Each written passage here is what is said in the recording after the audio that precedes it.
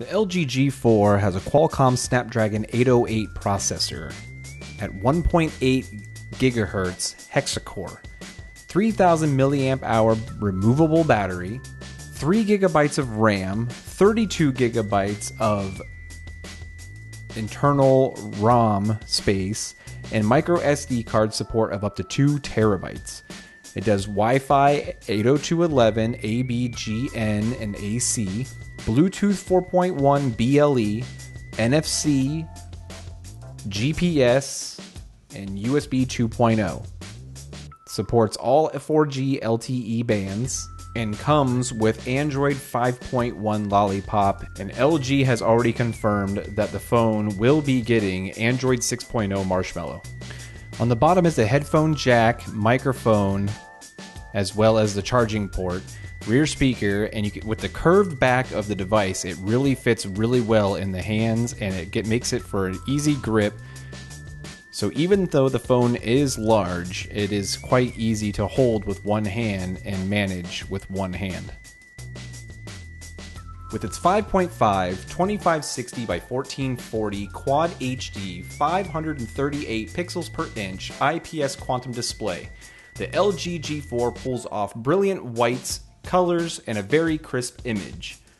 The blacks don't quite come close to the AMOLED of the Note 5, but take a look for yourself, and it seems alright to me. From video watching to playing some games, you really won't notice much of a difference, and the screen is absolutely beautiful. The LG G4 comes with a 16 megapixel 1.8 aperture rear-facing camera, has laser autofocus, a single LED flash, white balance, image stabilization, it can shoot in RAW, and has HDR capabilities. The G4 camera does allow you to shoot in 4K and offers you a manual mode where you can change ISO, shutter, and many other settings like a pro. The G4's front-facing camera is an 8 megapixel 2.0 aperture.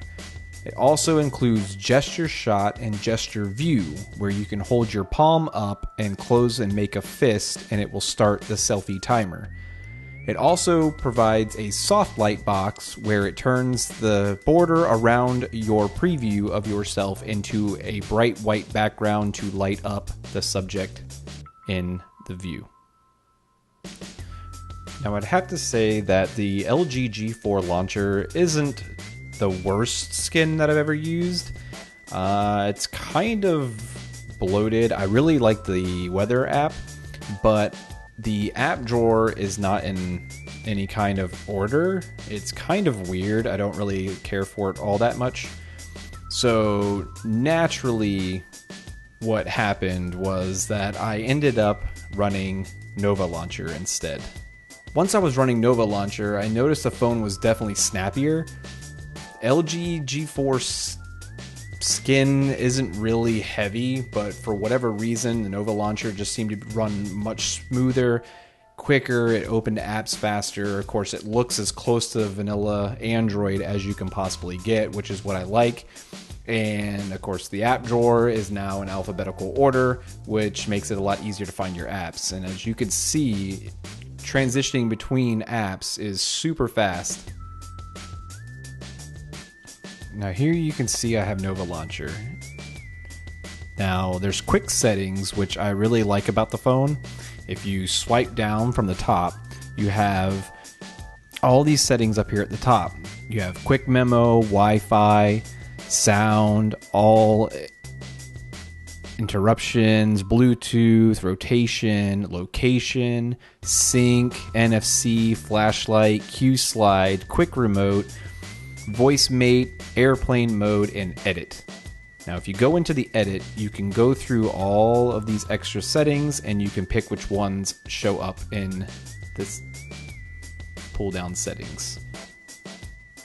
Also in the quick settings, you'll notice you have the volume and you also have the screen brightness. Now this is one problem that I have, is the auto brightness is so dark, it's ridiculous.